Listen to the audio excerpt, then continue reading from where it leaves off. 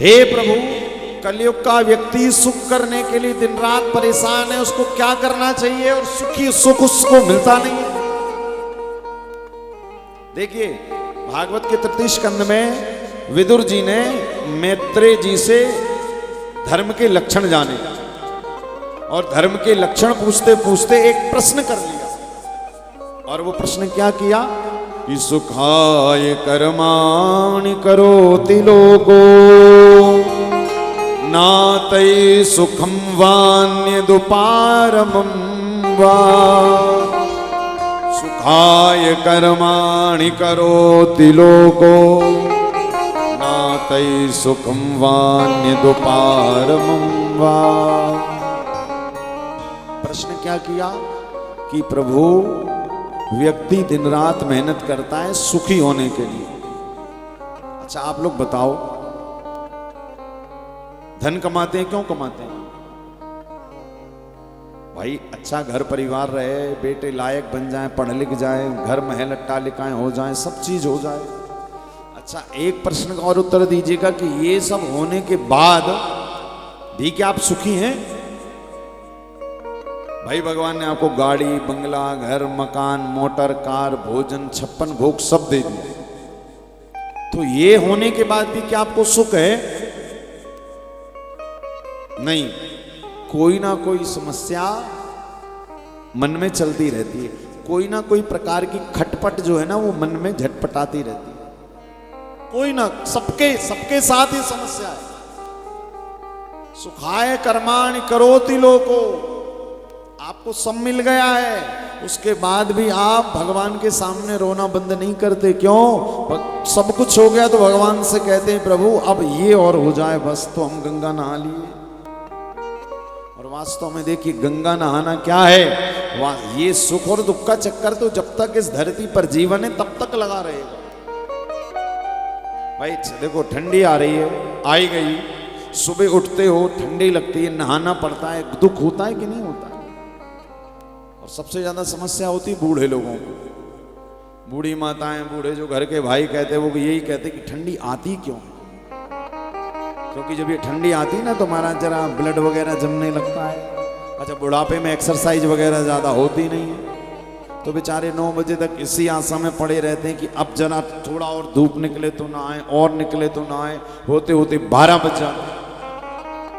तो ये भी तो एक प्रकार की समस्या है कि नहीं? भाई, मौसम बदल रहा है, परिवर्तन हो रहा है, तो समस्या है।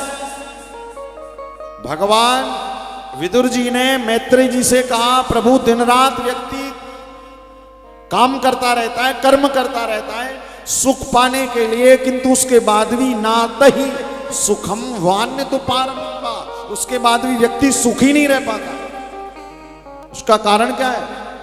उसका कारण है कि व्यक्ति इस धरती पर आया है तो ये सुख और दुख तो हमारे शरीर के साथ, हमारे मन के साथ ऐसे चिपक जाते हैं जैसे आप शरीर का और सांस का संबंध है, ऐसे ही व्यक्ति के स्वभाव का और सुख दुख का संबंध है। ये जिस दिन आपने समझ लिया, समझो आपकी जीवन की सारी टेंशन दूर। क्यों? भाई, सांस कब तक है? जब तक जी रहे हो तब तक सांस है। सांस गई, मर गए। इसी प्रकार जब तक दुनिया में हो तब तक कोई ना कोई प्रकार की समस्या है, और शरीर छूटा फिर कोई समस्या नहीं। अच्छा देखो, सबकी अपनी अपनी प्रकार की रहती है। एक बार हमने वृंदावन में, कथाएं तो हर वर्ष होती हैं, तो एक बार एक मुंबई से एक माता जी आई वृंदावन की कथा में। अच्छा, उनका एक ही काम रहता था, हम जब भी उनसे पूछें कि माता जी और बढ़िया लग रहा है वृंदावन में, तो बोले अरे महाराज जी क्या बताएं, हमें ठीक ठाक कमरा नहीं मिला। हमने कहा भैया इनका कमरा ठीक करो। हमें नहीं पता था कि उनका स्वभाव ही रोने का है। हमने कहा ये कमरा लीजिए, बढ़िया गीजर वाला, कंबल वंबल सब मिल गया। फिर दूसरी थी, हमने कहा अब बढ़िया है। बोले अरे महाराज जी भोजन में तो यहाँ पे डेली पनीर बन रहा है, हमारी तो सादी दाल रोटी खाने की आदत है। हमने कहा अच्छा चलो वो भी करवा देते हैं। वो भी हो गया। 4 दिन 5 दिन ये क्रम चलता रहा। 6वें दिन हमने कहा आप ठीक है? बोले अरे महाराज जी इतने लोग आए हैं, कथा में मैं आगे नहीं बैठ पाती हूँ, मुझे पीछे ही जगह मिलती है। चलो तो तुम आगे बैठ जाओ, एक दिन की और कथा है। अब जब 7 दिन पूरे हो गए तो अब 7 दिन बाद मैंने कहा अब तो जाना है आज।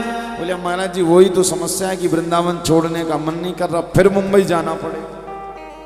तो मैंने कहा ये तो आपने स्वभाव बना लिया है, इसी कारण शास्त्र कह रहे हैं स्वभाव कैसा बनाइए, रोने का मत बनाइए। हमेशा कहते रहिए भगवान की बड़ी कृपा है, ठाकुर जी की बड़ी कृपा है। ये मत कहिए अरे भगवान ने हम पे कृपा ही नहीं की। हमेशा ये कहते रहिए भगवान की बड़ी कृपा है, कन्हैया की बड़ी कृपा है। एक हमारे जजमान है कलकत्ता की, तो वो माता जी को जरा जॉइंट पेन रहते बहुत ज्यादा। तो वृंदावन जब जब आती हैं, पहले आती थी तो पहले ये रोती रहती थी, अरे महाराज जी भगवान की कृपा नहीं हम पे। हमने कहा नहीं ये मत कहा करो, हमने कहा ये कहा करो भगवान की बड़ी कृपा है। तो बोले क्या होगा उससे? हमने कहा आप कह के तो देखो। माता जी ने ये मूल मंत्र ले लिया, क्या? भगवान की बड़ी कृपा है। ये आप कहते रहिए। यदि आपके साथ कुछ गलत भी हो रहा है ना, यदि आपके मन मुताबिक काम नहीं हो रहा, तो यही कह दो चलो ठाकुर जी की जैसी कृपा वैसे ही होगा, वही हो रहा है। तो जब 1 साल बाद माता जी ने ये मूल मंत्र आत्मसात कर लिया कि भगवान की बड़ी कृपा है, भगवान की बड़ी कृपा है, तो वास्तव में माता जी के जो ज्वाइंट पेन थे ना वो धीरे धीरे ठीक होने लगे। साल भर बाद हमने फोन लगाया, हमने कहा और माता जी राधे राधे, जय श्री कृष्णा, कैसी तबीयत? बोले महाराज जी भगवान की बड़ी कृपा है। हमने सोचा आगे अपना रोना रोएगी कि अरे हमारी कमर दर्द है, हमारे घुटने दर्द है, हमारी गर्दन। मैंने कहा और दर्द वर्द? बोले अरे दर्द वर्द का नाम मत लो, भगवान की बड़ी कृपा है। हमने कहा क्या बात है, माता जी पे तो जादू हो गया ठाकुर जी का। बोले महाराज जी आपने जिस दिन से कहा है भगवान की बड़ी कृपा है, बड़ी कृपा है, बोले सच में ठाकुर जी ने 6 महीने बाद कृपा कर दी। और ऑपरेशन होना था जॉइंट्स का, ऑपरेशन डॉक्टर ने कैंसिल कर दिया, ठाकुर जी ने कृपा बरसा दी। तो ये कब होता है? बोले जब आप इसकी रटना लगाए रहते हैं, तब ठाकुर जी को लगता है कि मैंने इस पे कोई कृपा व्रपा तो की नहीं है, दिन रात झूठे ही गुणगान गाता रहता है कि भगवान की बड़ी कृपा है, भगवान की बड़ी कृपा है। तो भगवान एक दिन सही में कृपा कर देते। आप झूठा गुणगान करना शुरू करिए ठाकुर जी का, कहना शुरू करिए भगवान की बड़ी कृपा है। एक दिन भगवान को लगेगा मैंने इस पे कोई कृपा व्रपा की नहीं, वो बावरा दिन रात रटता रहता है। तो ठाकुर जी को लगता है क्यों ना एक दिन सही में बरसात कर दी जाए, और ऐसा होता है। इसी कारण शास्त्र कह रहे हैं भैया सुख पाने के पीछे भागोगे ना तो सुख कभी मिलेगा नहीं। अच्छा देखो सबका अपना अपना टाइप का होता है, जो दुख है ना वो सबका अपना अपना टाइप का होता है कि नहीं?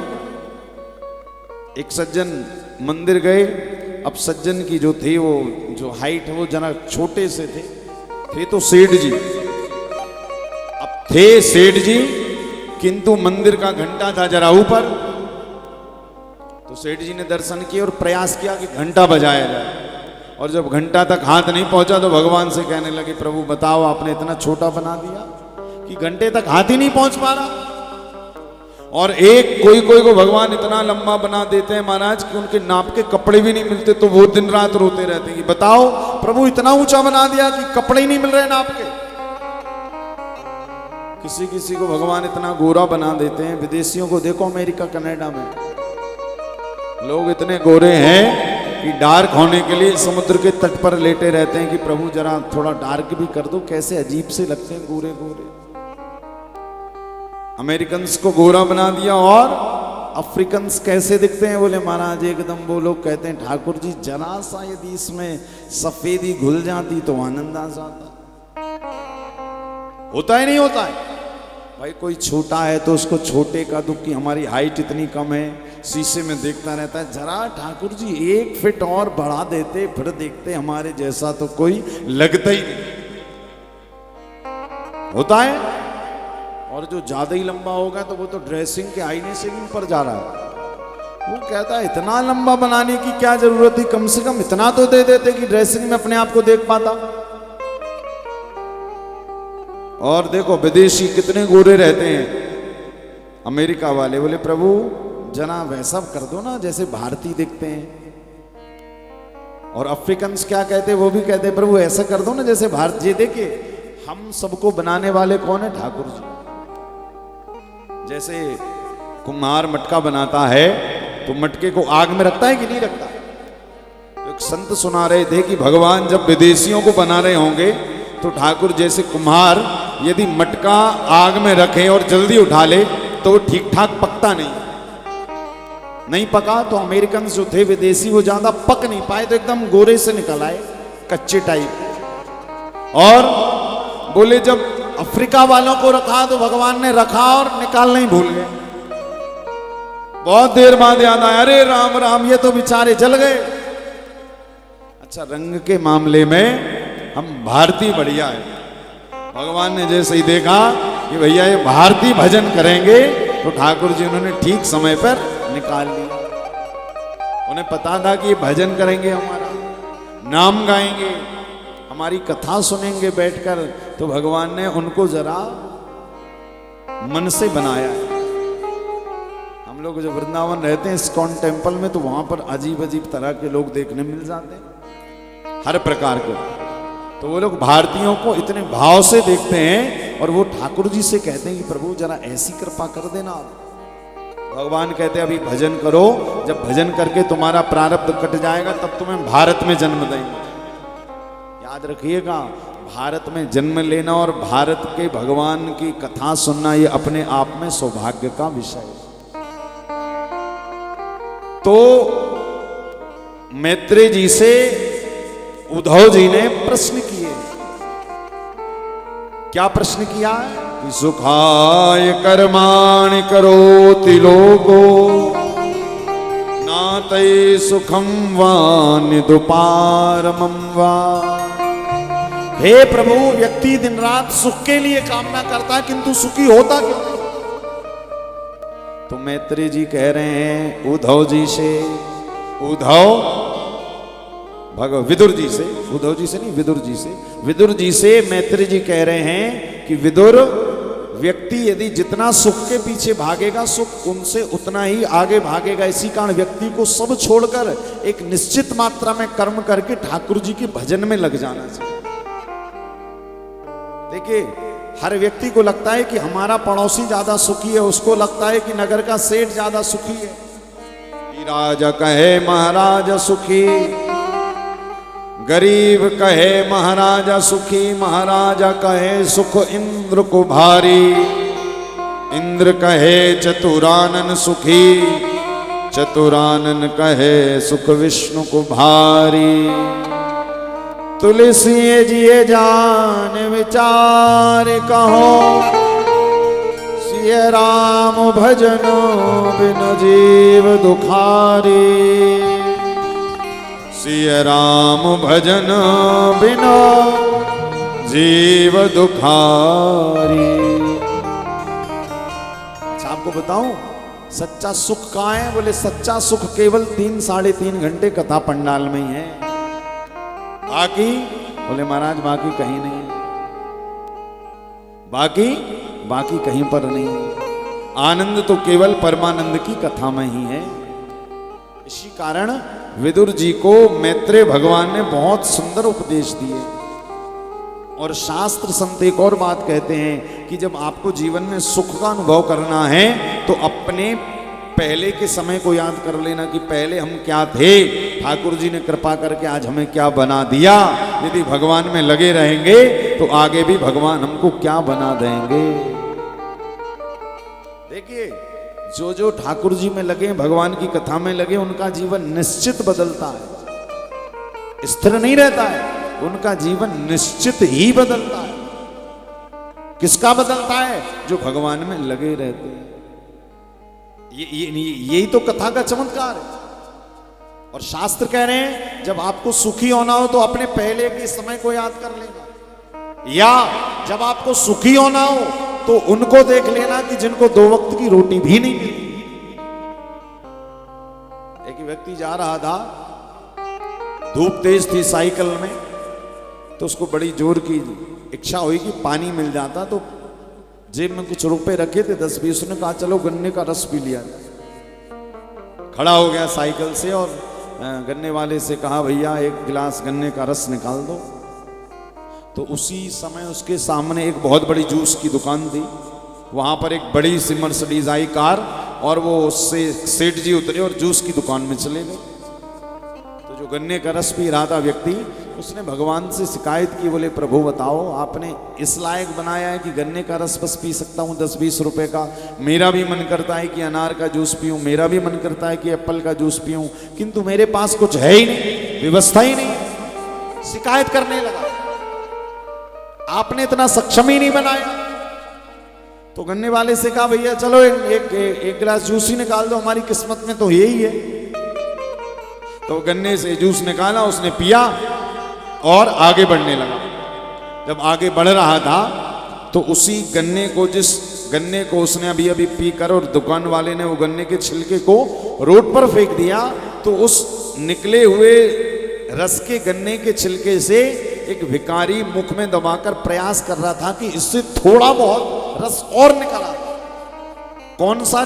जो गन्ने का छिलका जो दुकान वाले ने फेंक दिया, जिसका रस अभी अभी उस व्यक्ति ने पिया है। वो साइकिल वाले ने देखा कि मैंने जिस गन्ने का रस पी लिया है, उसी छिलके से एक भिखारी प्रयास कर रहा है कि इससे और रस मिल जाता। उसने तुरंत साइकिल खड़ी करी, ठाकुर जी को धन्यवाद किया। क्या कहा? प्रभु आपकी जय जयकार है, आपका धन्यवाद है, कम से कम इस लायक तो बनाया है कि जूस खरीद कर पी सकता हूं। इतना तो नहीं बनाया कि छिलके से भी रस ग्रहण करने के लायक, इतना भी नहीं बनाया। इतना तो बनाया है कि कम से कम खरीद कर पी रहा हूं।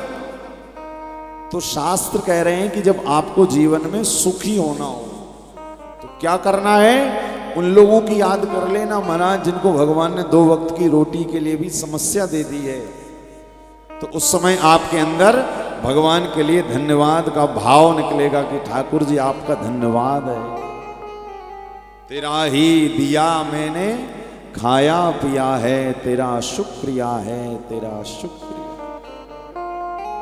आज विदुर जी को मैत्रेय भगवान ने भागवत धर्म बताया, और सबसे बड़ा भागवत धर्म क्या है? सबसे बड़ा भागवत धर्म है जीवन में संतोष आ जाना। सबसे बड़ा सुख क्या है? बोले 10 रुपए पाकर भी प्रसन्न रहना और 10 लाख आने के बाद भी बेचैन रहना, तो महाराज क्या मतलब का जीवन? इसी कारण कहते हैं भैया बस नाम बंदगी में लगे रहिए, और जो ठाकुर जी ने काम दिया है उसको पूरी ईमानदारी से करते रहिए। क्या होगा?